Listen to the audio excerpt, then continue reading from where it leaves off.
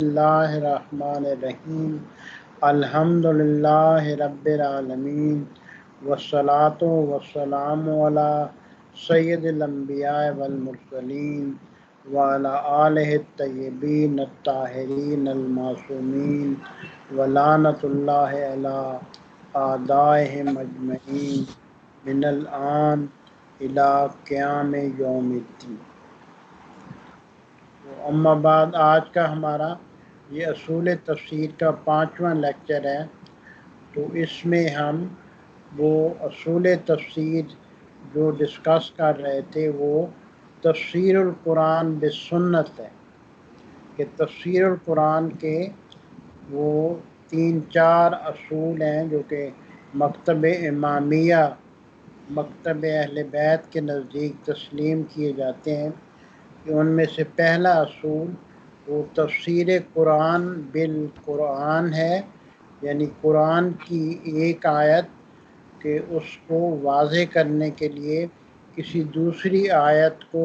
لایا جاتا ہے، اس کی مدد لی جاتی ہے، اور اس طرح یہ 2 آیتیں مل کے اپنے مفہوم کو زیادہ واضح کرتی ہیں،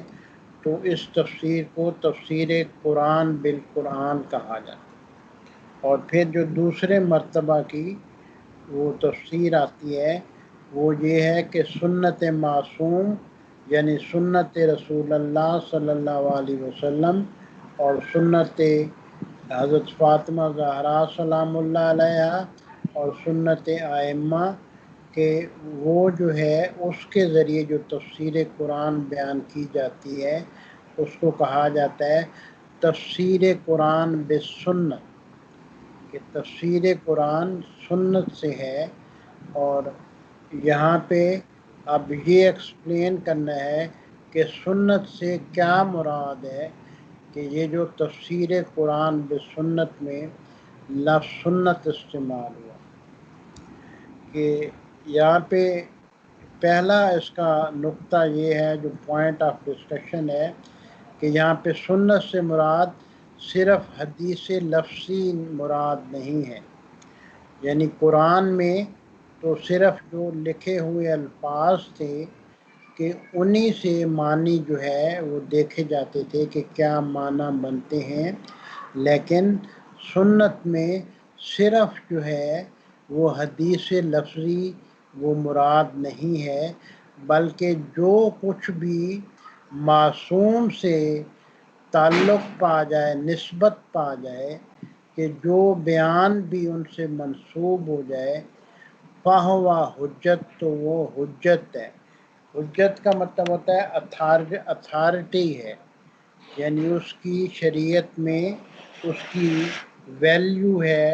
اس کی ویلیڈیٹی ہے، کہ اس کی اتھارٹی ہے کہ وہ مانا جاتا ہے کہ یہ چیز جو ہے یہ انسان کے لیے کرنا ضروری ہے۔ حجت کا مطلب ہونا ہے کہ اس کی اتھارٹی ہو، تو اتھارٹی جو ہے نا، جو کچھ بھی معصوم سے منسوب ہو وہ سارے کا سارا حجت ہے۔ تو سنت میں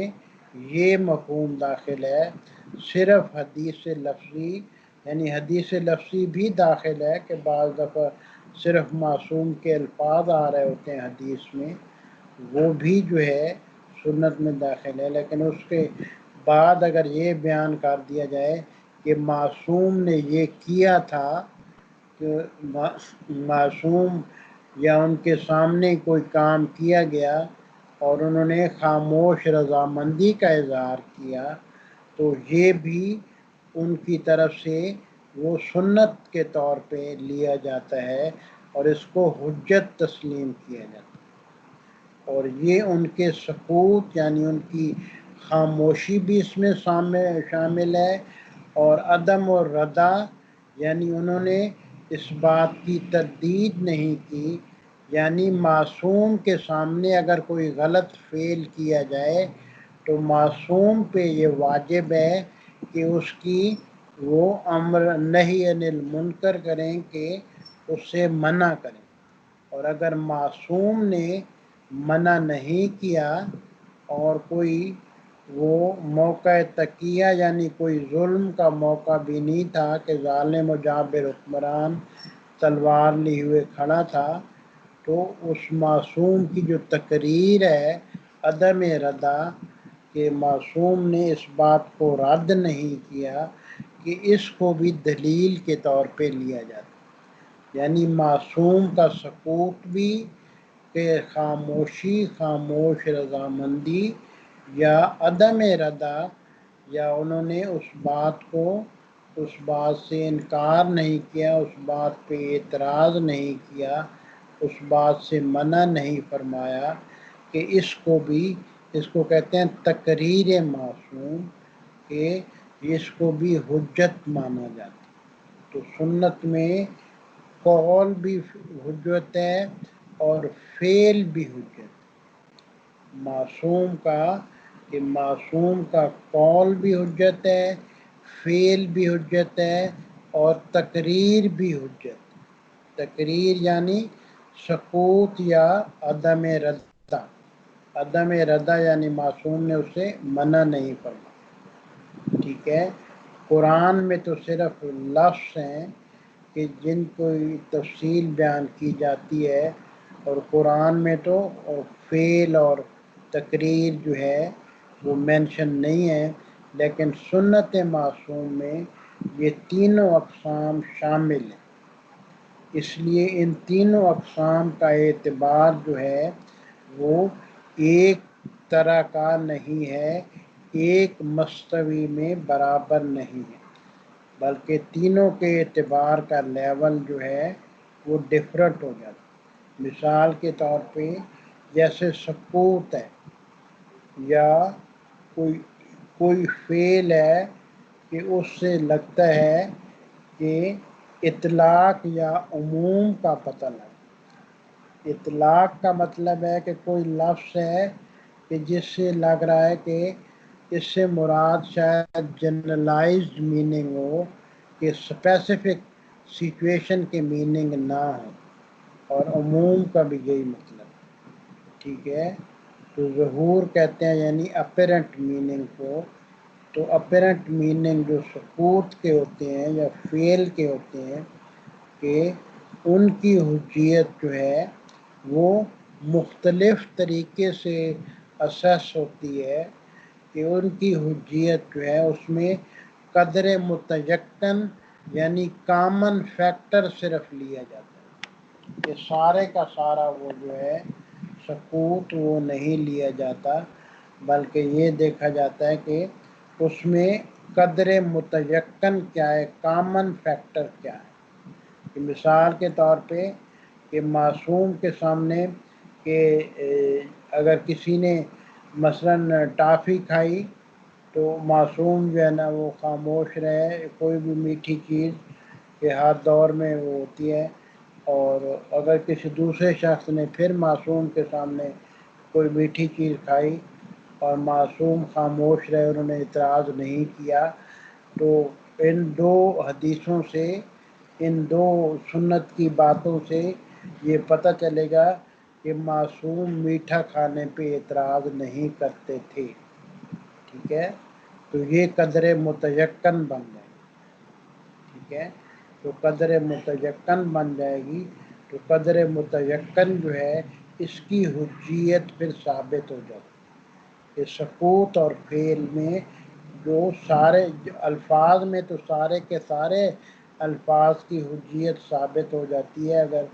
وہ الفاظ کے بارے میں یقین ہو کہ یہ صحیح ہے، تو فعل اور سکوت میں قدر متیقن دیکھی جاتی ہے، کامن فیکٹر دیکھا جاتا ہے، کہ ان حدیث میں کامن کیا فیکٹر ہے کہ جس پہ سب راوی متفق ہو رہے ہیں کہ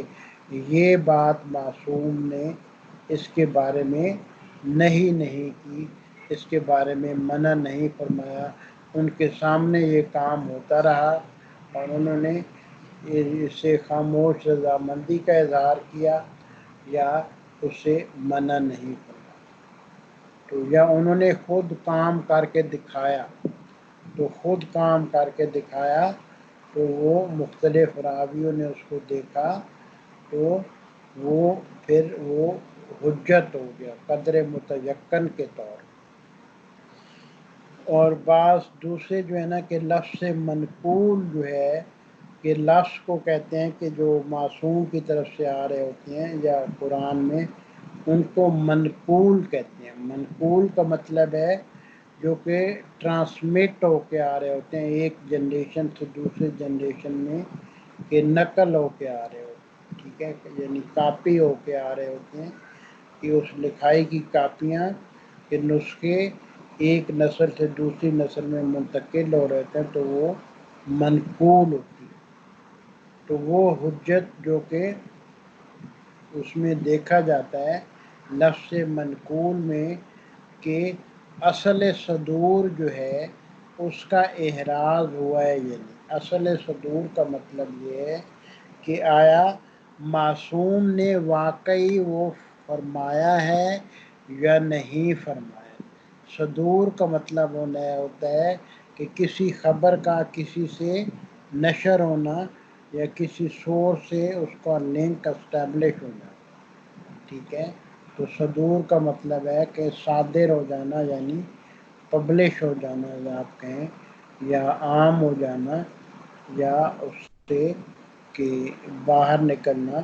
تو اصل و صدور دیکھا جاتا ہے کہ پہلے سب سے پہلے الفاظ میں یا سنت میں یہ دیکھا جاتا ہے کہ اصل صدور بھی ہے یا نہیں ہے، کہ واقعی یہ معصوم کے الفاظ ہیں یا نہیں ہیں. سب سے پہلے اس کا ثبوت ہونا ضروری ہے، اس کے بعد مقام عمل اور مقام تفسیر میں اس حدیث کو قبول کیا جاتا یا اس سنت کو قبول کیا جاتا. سنت اس لیے لفظ استعمال کیا گیا ہے حدیث کے مقابلے میں کہ سنت میں ان کا سقوط اور فعل یعنی فعل و تقریر دونوں شامل ہیں، اور حدیث میں صرف جو ہے وہ قول شامل ہوتا ہے یعنی الفاظ شامل. تو اصل و صدور کا ثبوت تو سب سے پہلا جو ہے وہ اصول ہے جو کہ اسٹیبلش ہوتا ہے وہ جہت صدور، اور کس جہت سے کس اسپیکٹ سے اسٹیبلش ہوا ہے کہ یہ معصوم کی ہی حدیث ہے. ٹھیک ہے، کہ آپ نے مثلاً کسی کتاب میں دیکھا کہ ایک حدیث جو ہے نا اس کے بارے میں لکھا ہے کہ امام جعفر صادق علیہ السلام نے فرمایا، تو اس بات کا کیا ثبوت ہے کہ واقعی امام جعفر صادق علیہ السلام نے یہ فرمایا ہے یا نہیں فرمایا. تو اس کتاب کی وہ اتھینٹسٹی دیکھی جائے گی کہ وہ کتاب اتھینٹک ہے یا نہیں. ٹھیک ہے، اس کے بعد جو راوی بیان کر رہے ہیں ان کی اتھینٹسٹی بھی دیکھی جائے گی کہ وہ راوی اتھینٹک ہیں یا نہیں ہیں. پھر دوسری احادیث سے اس کے مضمون کو اس کی ٹیکسٹ کو کمپیئر کیا جائے گا کہ یہ دوسری احادیث سے بالکل ہٹ کر تو نہیں ہے، جو ہے کہ دوسری احادیث میں بھی یہی بات بیان ہو رہی ہے اور اس میں بھی یہی بات بیان ہو رہی ہے. اور پھر یہ ہے کہ یہ قرآن کے مخالف تو نہیں ہے. تو اس طرح مختلف اصول ہے کہ جن سے وہ جہت صدور کو وہ چیک کیا جاتا ہے کہ اس کے بعد یہ تعین کیا جاتا ہے کہ ہاں یہ حدیث یا یہ سنت اس قابل ہے کہ یہ تفسیر میں استعمال کی جا سکے، کہ یہ بیان کے قابل ہے کہ اس کو بیان کی. والدلالت التی یمکن الاعتماد علیہا، اور اس کی دلالت کیا ہے کہ جس پہ اعتماد کیا جا سکے. اور اکثر جو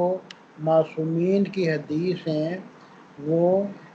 نقل بالمعنی ہے. نقل یا منقولہ کا مطلب آپ کو بتایا ہے کہ ٹرانسمیٹڈ کو کہتے ہیں، یعنی ایک جنریشن سے نسخے کے ذریعے کاپی کے ذریعے دوسری جنریشن میں یا حافظے کے ذریعے کہ لوگوں کو زبانی یاد ہوتا ہے تو وہ ٹرانسمٹ ہوتی ہے. تو اس کو منقولہ اکثر جو ہے وہ جو راوی تھے ان کو سارے الفاظ تو معصوم کے ایگزیکٹ یاد نہیں ہوتے تھے تو وہ بالمعنی جو ہے نا کہ ان کے جو قریب ان کا معنی سمجھ کے وہ بیان کر دیتے تھے. تو اکثر جو احادیث ہیں وہ منقولہ باللفظ نہیں ہیں بلکہ منقولہ بالمعنی ہے. تو اسی لیے جو حدیث میں دیکھا جاتا ہے وہ پھر لفظ پہ اتنی زیادہ توجہ نہیں دی جاتی جتنی الفاظ قرآن پہ دی جاتی ہے، بلکہ حدیث میں معنی پہ زیادہ توجہ دی جاتی ہے. یعنی جب سنت معصومین تفسیر کے لیے وہ کوئی سنت لیں گے تو اس میں اس کے معنی پہ زیادہ توجہ دی جائے گی، اس کے لفظ پہ. یعنی دو روایات اگر ہیں، ایک روایت میں کوئی اور لفظ آ رہا ہے اور دوسری روایت میں کوئی اور لفظ آ رہا ہے لیکن معنی دونوں کا ایک ہے، تو اس بات کو ایکسیپٹ کر لیا جائے گا کہ یہ چونکہ نقل بالمعنی ہوئی ہیں تو اس وجہ سے یہاں پہ الفاظ کا جھگڑا اتنا نہیں ہے، اس کی بحث اتنی نہیں. بحث انہو قد غیر حاضر نحو من النقل بالمعنی، اور یہ نقل بالمعنی کہ یہ جائز ہے علماء کے نزدیک کہ یہ نقل بالمعنی جب کوئی راوی کر رہا ہوتا ہے تو وہ غلط بیانی نہیں کر رہا ہوتا بلکہ اس کو سمجھا جاتا ہے کہ وہ جائز ہے. اور یہ جو ہے یہ مبادل حصیہ میں سے آتے ہیں یا حص سے زیادہ قریب ہیں، اور اس لیے ان کو عقل کے اصولوں کے حساب سے ان کا تجزیہ اور انالیسس کیا جاتا ہے. جیسے اصالت الاطلاق ایک اصول ہے کہ اگر جو ہے کسی لفظ میں شک پڑ جائے کہ اس سے عمومی معنی مراد ہے کہ جنرلائزڈ میننگ مراد ہے یا خصوص کسی خاص شخص کے معنی مراد ہیں، تو وہاں پہ اصول اپلائی ہوتا ہے اصالت الاطلاق کہ نہیں، اوریجنلٹی جو ہے وہ جنرلائزڈ میننگ کی ہے، اس لیے یہ ایک مورد سے مخصوص نہیں ہے بلکہ زیادہ موارد اس میں جو کہ اس کے آتے ہیں ڈومین میں وہ سارے آتے ہیں. اور اصالت العموم کا بھی یہی مطلب ہے کہ یہ جو ہے اگر شک پڑ جائے کہ یہ لفظ وہ عام ہے یا یہ لفظ جو ہے وہ خاص ہے تو اس میں اصالت العموم کے اصول کے تحت فاصلہ کیا جاتا ہے. تو اسی طرح اصالت عدم قرینہ کہ دیکھا جاتا ہے کہ اگر اس کا کوئی قرینہ تو نہیں ہے تو اصالت جو ہے اوریجنلٹی اصول جو ہے وہ یہ کہتا ہے کہ احادیث جو بیان ہوئی ہیں سنت میں اس میں عدم القرینہ جو ہے وہ اصالت ہے کہ کانٹیکس جو ہے وہ اکثر نہیں ہوتا ہے، صرف جو ہے وہ سنت بیان کر دی. اور اصالت العدم الصحو کہ اگر کسی کو شک ہو جائے کہ یہ سنت کے بیان کرنے میں کہیں راوی بھول تو نہیں گیا تو اصول یہ رکھا گیا ہے کہ نہیں، راوی جو ہے نا وہ بہت احتیاط کرتے تھے کہ حدیث کے نقل کرنے میں، اور جو کہ حدیث کی بک جمع ہوئی ہیں ان بکس کی کمپائلیشن میں بھی اس بات کا بڑا خیال رکھا گیا ہے کہ اس کو صحیح الفاظ کو ریکارڈ کیا جائے جو راوی بتا رہا ہے. تو عدم و سہو یعنی نسیان اور سہو کے بھولنے کی اصالت نہیں ہے کہ اس کو اس کی ابسنس کو رول مانا جاتا ہے کہ اگر شک پڑ جائے کہ راوی بھول گیا ہے یا راوی نہیں بھول گیا ہے تو اصول یہ کہے گا کہ راوی نہیں بھولا ہے. ہمیشہ اس بات پہ بنیاد رکھیں کہ نہیں، راوی نہیں بھولا ہے اور آپ اس الفاظ کو اس بیان کو کنسیڈر کریں. ٹھیک ہے. اور یہ اوقلاء اور علماء کی یہ سیرت ہے کہ وہ ان اخبار کی تصدیق کرتے ہیں. ٹھیک ہے کہ اخبار حدیثوں کو کہتے ہیں یا سنت کے بارے میں جو بیان ہوتے ہیں تو حدیث کو خبر بھی کہتے ہیں.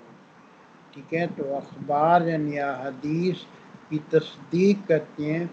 کہ موثق یعنی وہ قابل اعتبار ہیں یا نہیں، ٹھیک ہے۔ اور ان میں سے اکثر جو ہے نا وہ ان کی جو نقل ہوئی ہے یعنی جو ٹرانسمیشن ہوئی ہے ایک جنریشن سے دوسری جنریشن میں، وہ باللفظ نہیں ہوئی،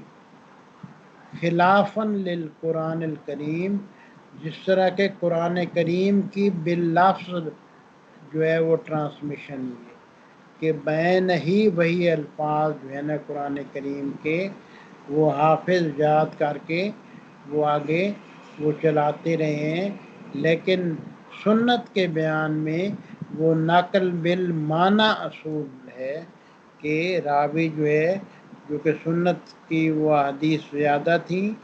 تو ہر کسی کے لیے ساری جو ہے نا وہ حدیثیں یاد کرنا حفظ کرنا ممکن نہیں ہوتی تھی، اگرچہ کچھ کرتے بھی تھے، کچھ لوگ تھے جو کہ ساری احادیث کو وہ حدیث کی کتابوں کو جو ان کے پاس ہوتی تھی تو ان کو یاد کر لیتے تھے، تو انہوں نے اپنی یادداشت سے بھی بیان کی، جیسا کہ ابن ابی عمیر ہے کہ اس کے کتاب خانے کو جلا دیا گیا لیکن اس کو ساری احادیث جو اس کے کتاب خانے میں موجود تھیں وہ ساری کتابیں زبانی یاد تھی، تو وہ اپنی حدیث وہ زبانی بیان کرتا تھا اپنی یادداشت سے، اور علماء اس کی احادیث کو مان لیتے ہیں کہ ہاں عمر ابو بصیر ہمارے اتنے معتمد اور اتنے جید اور بڑے راوی حدیث ہیں کہ ان کی احادیث صحیح ہوتی ہیں، اور وہ جو ہے وہ الفاظ یا حدیث انہیں یاد تھے اور وہ بیان کرتے، ٹھیک ہے۔ پھر جو ہے نا کہ جو اصول عقلی اصول ہے ان کو جو ہے وہ آیات میں استعمال کرنے کی وہ ضرورت اتنی نہیں ہوتی، اور وہ ان کی عصمت کے منافی بھی نہیں ہوتی، جو چیز کہ سنت معصومین میں جب یہ عقلی اصول استعمال کیے جاتے ہیں تو یہ معصوم کی عصمت کے منافی نہیں ہوتے، بلکہ جو چین آف ٹرانسمیشن ہے اس کو اسیس کرنے کے لیے یہ اصول یہ وضع کیے گئے، اور سارے صورتحال میں سنت معصومین جس کی قسم کی بھی ہو مفسر کے لیے تب قابل قبول ہوتی ہے جب اس کے اعتبار کا اسے کوئی ثبوت مل جائے یا اس کی حجیت کا کوئی ثبوت مل جائے، تو تب مفسر جو ہے نا،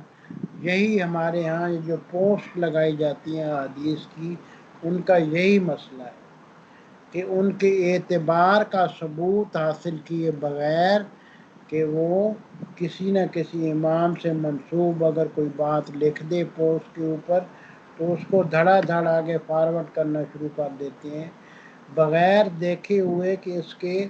وہ اعتبار کا کوئی ثبوت بھی ہے یا نہیں، اس کی کوئی یعنی حجیت بھی ہے یا نہیں ہے۔ حجیت کہتے ہیں اتھارٹیٹیونیس، کہ شرعی طور پہ اس کو حجت کے طور پہ ایکسیپٹ بھی کیا جا سکتا ہے یا نہیں، تو ہماری پوسٹ کا یہی مطلب ہے جب تک پوسٹ کے ساتھ ایسا ریفرنس نہ ہو جو کہ ایگزیکٹ کتاب کے ساتھ میچ کرے اور اس کتاب کی حجیت بھی جو ہے وہ پروون ہو کہ ہاں یہ کتاب قابل اعتبار ہے، اور پھر اس حدیث کے جو راوی ہیں ان کی حجیت کے بارے میں بھی وہ پتہ ہو کہ ہاں یہ سارے راوی بھی صحیح ہیں، یا اگر کسی راوی میں غلطی ہے تو کسی اور وجہ سے اس حدیث کو صحیح مانا جاتا ہے۔ مثلا بعض دفعہ حدیث کی سند میں ایک راوی ڈراپ ہو جاتا ہے یا غلط ثابت ہو جاتا ہے، لیکن حدیث کا مضمون بالکل وہی ہوتا ہے جو کہ باقی صحیح راویوں والی حدیث کا ہوتا ہے، تو ایسی حدیث کو تسلیم کر لیا جاتا ہے اگرچہ اس کی سند میں ایک یا دو راوی جو ہے وہ غلط ثابت ہو جاتے ہیں، لیکن جو ٹیکسٹ آف دی حدیث ہے وہ صحیح حدیث کے کے مطابق ہوتی ہے، تو اس لیے اس ٹیکسٹ کو وہ قبول کر لیا جاتا ہے۔ تو بعض حدیث ایسی ہیں کہ جن کی وہ سند بالکل نہیں ہوتی، لیکن ٹیکسٹ بالکل غیر قابل اعتراض ہوتی ہے کہ ٹیکسٹ پہ اعتراض نہیں کیا جا سکتا کہ وہ آیات قرآن اور باقی صحیح حدیث کے مطابق ہوتی ہیں، تو ان کو بھی وہ تسلیم کر لیا جاتا ہے۔ یعنی صرف سند کی بنیاد پہ بھی ہر حدیث کو ریجیکٹ نہیں کیا جا سکتا، بلکہ اور بھی چیزیں دیکھی جاتی ہیں کہ اس کے اعتبار کسی اور طرف سے تو ثابت نہیں ہو رہا۔ پھر یہ ہے کہ جو سنت معصومین ہے اس کو قرآن مجید پہ وہ کمپیئر کیا جاتا ہے اس کے ساتھ، کہ سنت معصومین سے آئی ہوئی بات کو کہ وہ قرآن مجید سے ملا کے دیکھا جاتا ہے کہ قرآن مجید کے مضامین کے مطابق اس کی مفاہیم میں یا اس کے مخالفت میں۔ تو قرآن مجید کے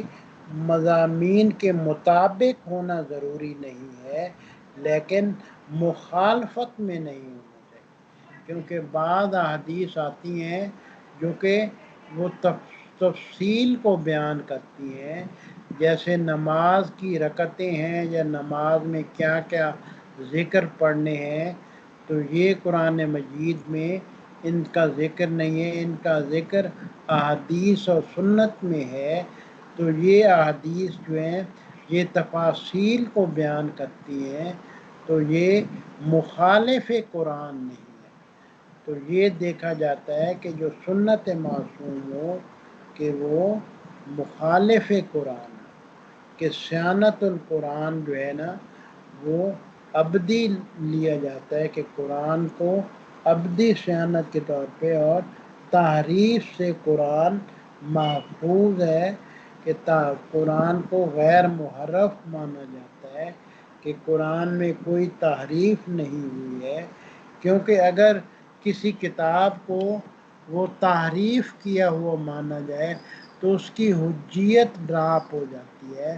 اس کی حجیت ناقص ہو جاتی ہے، وہ قابل عمل نہیں رہتی۔ اور قرآن چونکہ قابل عمل کتاب ہے، مسلمانوں میں، تمام مسلمانوں میں اس کو تحریف سے پاک کتاب مانا جاتا ہے، اور اس میں کسی قسم کی تحریف کو نہیں مانا جاتا، اس لیے اس کو اعتبار کے میزان کے طور پہ، کہ اعتبار کے سٹینڈرڈ کے طور پہ لیا جاتا ہے، کہ وہ کسی بھی دوسری چیز کے لیے وہ سٹینڈرڈ ہے۔ اور دین اسلام چونکہ وہ ہمیشہ ہمیشہ رہنے والا ہے، اس لیے سنت کو ہمیشہ قرآن کے ساتھ میچ کیا جاتا ہے، کیونکہ قرآن دائمی اور ہمیشہ ہمیشہ رہنے والی چیز ہے، اور اس طرح سے کہ قرآن آفت تحریف سے محفوظ ہے اور اس میں شبہات جگہ نہیں پا سکتے، تو احادیث کی تحریف دیکھنے کے لیے اس کو قرآن کے ساتھ وہ کمپیئر کیا جاتا ہے۔ اور اس طرح کہ قرآن اپنی بعض آیات کی تفسیر بیان کرتا ہے، اور جو کچھ بھی قرآن کی تحریف کے بارے میں اکا دکا ضعیف روایات آئی ہے ان کی پرواہ نہیں کی جاتی، کہ دونوں فرقوں میں کہ ایسی روایات آئی ہیں جو کہ ضعیف ہیں، کہ جن کے راوی قابل اعتبار نہیں ہیں، انہوں نے تعریف قرآن کا دعویٰ کیا ہے، تو علماء نے سارے فرقوں کے علماء کا اس بات پہ اتفاق ہے کہ وہ احادیث جو کہ احادیث کی کتب میں داخل ہو گئی ہیں کہ وہ ضعیف احادیث ہیں اور ان کا کوئی اعتبار نہیں ہے، اور قرآن ہر قسم کی تحریف سے پاک کتاب ہے، ٹھیک ہے۔ اور وہ احادیث خود غلطی پہ ہیں اور قرآن غلطی سے مبرہ چیز۔ تو سنت معصومین کو غلطی سے مبرہ دیکھنے کے لیے ان کو قرآن کے ساتھ وہ میچ کیا جاتا ہے، قرآن کے سائے میں دیکھا جاتا ہے، قرآن کی آیات کے سائے میں ان کو اسس کیا جائے۔ پھر سنت میں تحریف کی جو امکان ہے اس کو ختم کرنے کے لیے، کہ اس کو ایکسکلوڈ کرنے کے لیے حدیث کو دو طرح سے سنت کو دیکھا جاتا ہے، کہ اس کو سند کے اعتبار سے بھی دیکھا جاتا ہے اور دلالت یعنی اس کی ٹیکسٹ میں جو کچھ مضمون لکھا ہوا ہے اس کو بھی دیکھا جاتا ہے، کہ دونوں کی اپنی اپنی اہمیت ہے۔ ٹھیک ہے، کہ اگرچہ سنت معصومین بھی وہ قابل تعریف نہیں تھی، اور اس میں بھی تعریف جو ہے وہ نہیں ہوئی، لیکن بعض موارد میں اگر کہیں پہ راوی سے کوئی غلطی ہو جائے کہ وہ بطور تعریف نہ ہو لیکن بطور غلطی ہو، تو پھر بھی اس کو قرآن مجید کے ساتھ کمپیئر کر کے اس غلطی کو دور کیا جاتا ہے۔ اور پھر ایک اصول تسلیم کیا جاتا ہے کہ حجیت ظاہر القرآن ہے، کہ قرآن کے جو ظاہری الفاظ ہیں یہ حجت ہیں، یعنی اگر قرآن کے ظاہری الفاظ جو ہے نا، بعض فرقے یہ کہتے ہیں کہ قرآن کے ظاہری الفاظ کے کوئی معنی نہیں ہے، اور قرآن کے جتنے معنی ہیں وہ صرف اس کے باطنی معنی، لیکن ہمارے ہاں مکتب اہل بیت میں وہ ظاہر قرآن کی کو حجت مانا جاتا ہے۔ مثلا قرآن اگر کہہ رہا ہے اقیم الصلاۃ، تو اس کا مطلب یہی لیا جاتا ہے کہ نماز قائم کرو، اس کا مطلب جو ہے نا باطنی معنی نہیں لیا جاتا، یعنی کوئی یہ کہے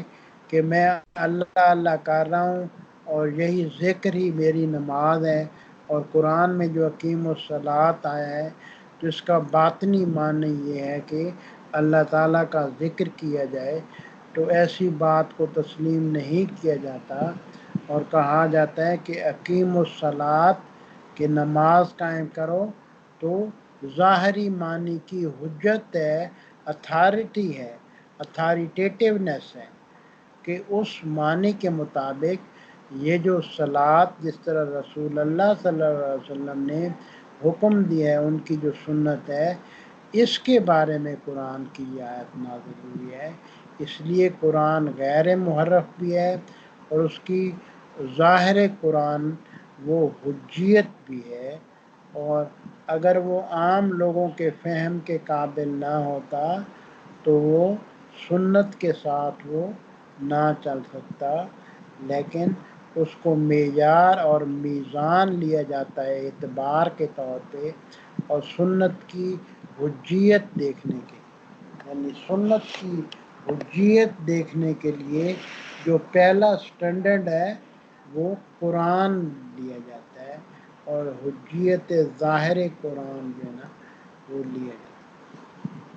اور تیسرا پوائنٹ جو اس سلسلے میں ہے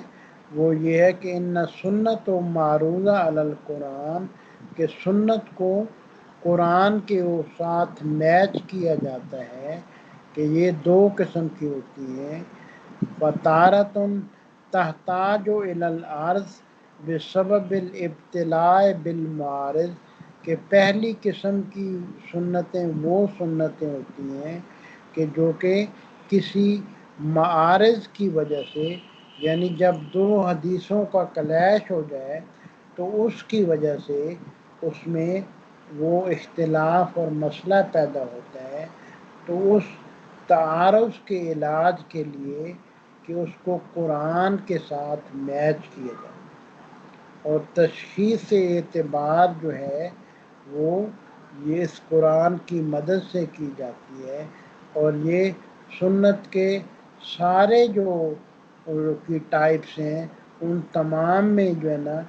وہ یہی اصول چلتا ہے، اگر اس میں معارض ہو یا معارض نہ ہو تب بھی جو ہے نا وہ دوسری جو نصیں ہیں کہ اس امر کے بارے میں، کہ ان سب کو لے کے اور جتنے بھی جو روایات ہیں ان سب کو اکٹھا کر کے وہ دیکھا جاتا ہے کہ یہ قرآن کے ساتھ وہ میچ کر رہی ہیں یا نہیں کر، یعنی صرف روایات کو ہی ایک دوسرے سے کمپیئر نہیں کیا جاتا کہ ان کے گروپ بنا کے اور ان کا مفاہیم دیکھ کے، بلکہ تمام روایات کو، کہ چاہے وہ گروپس میں ہو اور چاہے وہ علیحدہ ہو، ان کو قرآن کے ساتھ بھی کمپیئر کیا جاتا ہے۔ تو اس طرح یہ کچھ اصول ہے کہ چوتھا اصول جو ہے کہ جو اس سلسلے میں سنت معصومین کو تفسیر کے لیے دیکھنے میں آتا ہے، وہ یہ ہے کہ جو سنت کو جب قرآن سے میچ کیا جاتا ہے تو اس کی حجیت کے ثبوت کے لیے یہ ضروری ہے کہ اگر قرآن سے وہ کمپیئر کیے بغیر اس کو جو ہے وہ اس کے اعتبار کا دعویٰ کیا جائے تو یہ حجت نہیں ہوگا، اتھارٹی نہیں ہوگا، کیونکہ قرآن کی سب سے بڑی صفت یہ ہے کہ یہ تحریف سے محفوظ ہے، اور اس کی ظواہر قرآن جو ہیں وہ حجت ہیں۔ اس لیے مقام اس بات میں، یعنی پروف کے لیے قرآن کریم کو لیا جاتا ہے، اور مقام ثبوت میں کہ جب وہ ایکچول وہ روایت دیکھی جاتی ہے تو پھر روایت کے اپنے اصول ہیں تو اس حساب سے ان کو دیکھا جاتا ہے۔ اور پانچواں جو پوائنٹ ہے اس سلسلے میں کہ تفسیر القرآن بسنت، تو جو ہدف ہوتا ہے کہ سنت کو قرآن کے ساتھ کمپیئر کرنا، تو اس کی وہ اعتبار کے لیے ہوتا ہے اور اس کو قرآن کی موافقت کے ثبوت کے لیے صرف نہیں دیا جائے، یعنی کوئی اگر سنت کی بات یا حدیث آئی ہے تو صرف موافقت کا پروف ہونا وہ کافی نہیں ہے کہ اس کے موافق قرآن ہے یا نہیں ہے، بلکہ موافقت شرط نہیں ہے حجیت میں، کہ قرآن سے موافق ہونا، قرآن کے تعلیمات کے وہ مطابق ہونا، یہ شرط نہیں ہے حجیت میں، بلکہ یہ دیکھا جاتا ہے کہ مخالف قرآن تو نہیں ہے، یعنی اصل اہمیت وہ مخالفت قرآن کی ہے کہ اگر مخالفت قرآن کہیں سے ثابت ہو جائے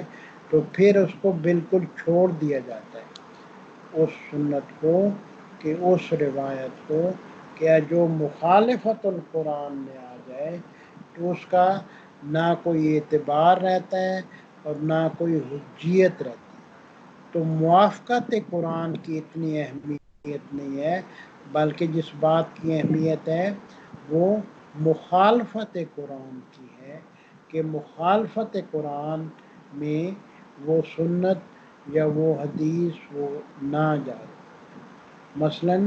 کوئی جو ہے،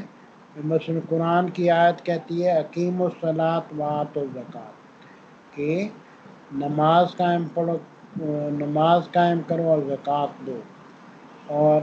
کوئی سنت جو ہے نا اس کے بارے میں کوئی حدیث کہیں سے نکال لیتا ہے کہ نہیں، نماز سے مراد تو صرف ذکر الہی ہی ہے، کہ صرف اللہ اللہ کرتے رہو تو باقی رکوع و سجود اور قیام اور اس چیز کی ضرورت نہیں ہے، اور زکوٰۃ کے سے مراد نشو و نما ہے لغوی معنی، تو اپنے جسموں کو بڑھاتے رہو اور اپنے درختوں کی نشو و نما کرتے رہو تو زکوٰۃ ادا ہوتی رہے گی۔ تو چونکہ لغت میں یہ معنی مراد ہے تو جو ہے نا میں حدیث سے بھی یہی معنی لیتا ہوں، اور جو ہے اقیم الصلاۃ اور آتوا الزکوٰۃ کے یہ معنی ہے، تو یہ قرآن کے ظواہر کے خلاف ہیں، مخالفت قرآن میں یہ معنی نکالے گئے ہیں۔ تو ایسے معنی جو کہ مخالفت قرآن میں نکالے جاتے ہیں کہ ان کو تسلیم نہیں کیا جاتا،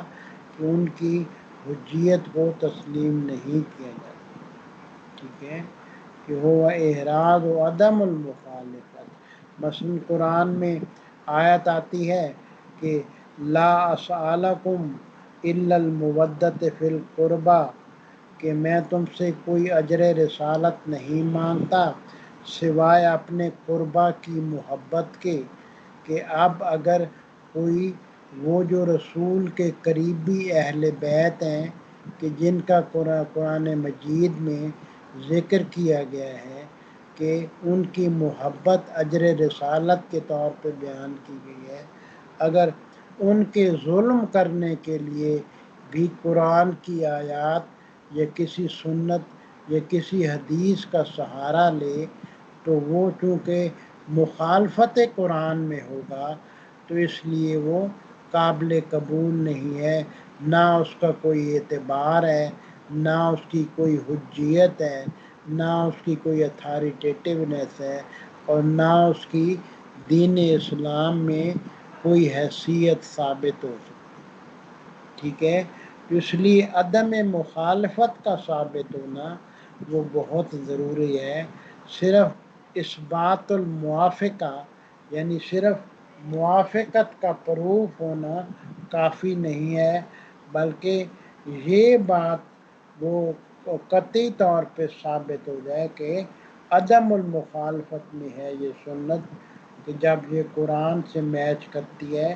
تو اس سے عدم المخالفت ہے، اس سے مخالفت میں نہیں ہے۔ تو اس طرح کہ بہت سے احکام اور فروع جزیہ جو کہ قرآن میں وہ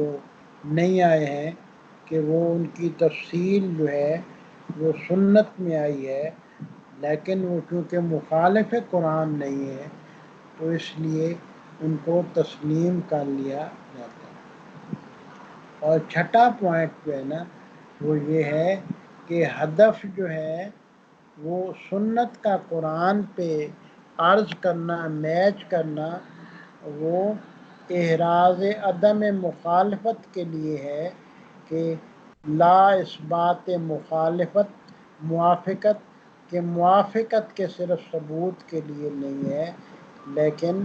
وہ احراز عدم مخالفت مال قرآن دیکھا جاتا ہے کہ قرآن کے مخالفت میں وہ مکمل طور پہ اس کو کور کرتا ہے، یعنی قرآن کی عدم مخالفت کو مکمل طور پہ کور ہونا ضروری نہیں ہے۔ یہ نہیں ہے کہ صرف ایک جز اس کا وہ قرآن کے مخالف نہ ہو اور ایک جز اس کا قرآن کے مخالف ہو تو کوئی دعویٰ کر دے کہ یہ دیکھیں یہ عدم مخالفت ہے تو وہ جز دکھا دے جو کہ قرآن کے مخالف نہیں ہے، جبکہ دوسرا جز جو کہ قرآن کے مخالف ہو وہ نہ دکھائے، تو مکمل طور پہ جو ہے وہ سنت کا وہ عدم مخالفت قرآن میں ہونا وہ لازمی ہے۔ اور یہ اعتراف سارے معارف اور سارے احکام قرآن میں واضح اور شفاف طریقے سے موجود ہونا ضروری ہے، اور اس طرح کے جو آیات ہیں کہ وہ انہی کی مساعدت سے، انہی کی سپورٹ سے ان کی تفسیر مکمل ہوتی ہے۔ اور اگر مثلا کہا جائے کہ فلاں کام جو ہے وہ سنت میں آیا ہے اور پھر بعد میں دیکھا جائے کہ قرآن کے ساتھ میچ کر کے اور یہ دیکھا جائے کہ یہ قرآن کے مخالف تو نہیں ہے، کہیں پہ بھی قرآن اس بات کی مخالفت نہیں کرتا، تو چونکہ بعض آیات مبہم ہیں اور کبھی بھی جو ہے وہ سنت کے بغیر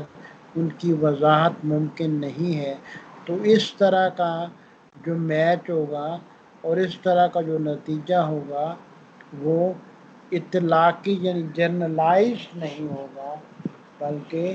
اس طرح جو سنت جو ہے وہ مرجع علمی اور تبیینی بن جائے گا، وہ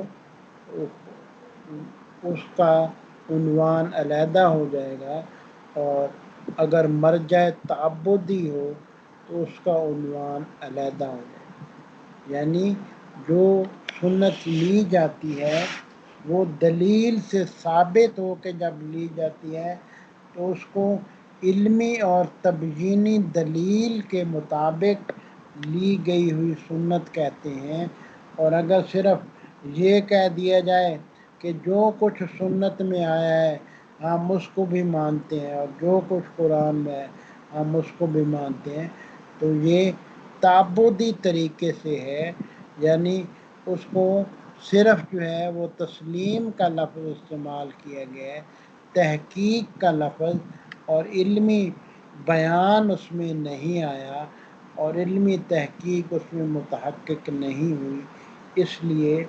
وہ تفسیر قرآن میں صرف تعبداً کوئی چیز لینا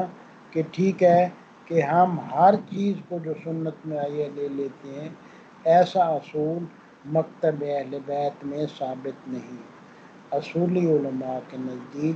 کہ اس کو ہر سنت کو وہ قرآن کے مطابق اس کو عرض کیا جائے گا، میچ کیا جائے گا اور دیکھا جائے گا کہ وہ مخالف قرآن ہے یا مخالف قرآن نہیں۔